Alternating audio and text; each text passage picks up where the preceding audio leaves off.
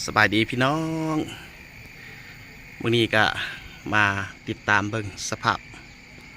น้ำท่วมพี่น้องน้ำท่วมทุ่งให้ทุ่งนาท่วมผลผลิตกสิกรรมของพ่อแม่พี่น้องประชาชน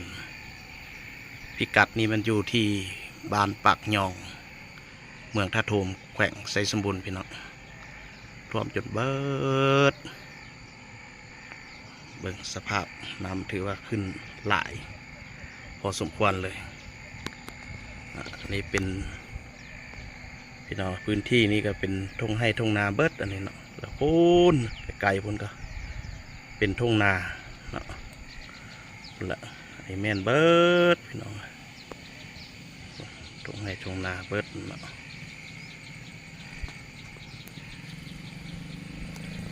ถือว่าขึ้นแห้งพี่น้องพูนแหละพี่น้องตั้งแต่พูนมาท่วมล้นฟังเลยน้องเขา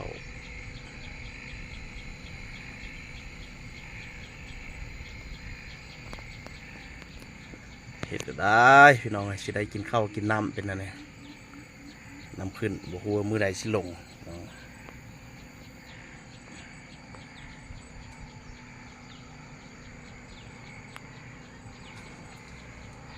เพื่อนำไหลบ่ทันพี่น้องนี่ก็เป็นขวานะขวาข้ามน้ำสันเป็นสายน้ำสันน้ำไหลบ่ทันเป่งอังอยู่ที่นาประชาชนนี่มดหายแห้งพี่น้องเอ้ย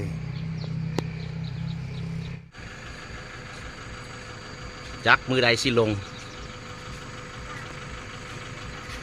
เบิ่งพี่น้อง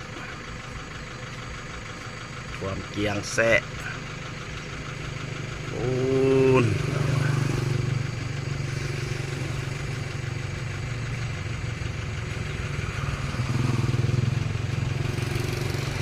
หายแห้งหลาย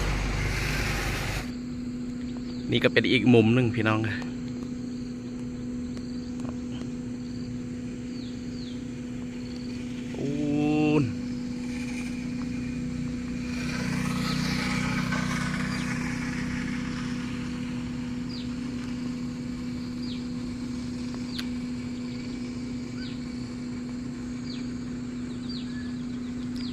เหลือน้อยหนึ่งพี่น้องที่บุท่วม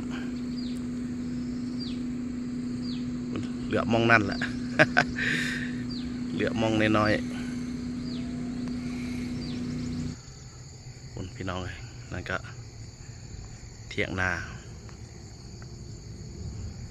ใกล้จะท่วมเถียงนาแล้ว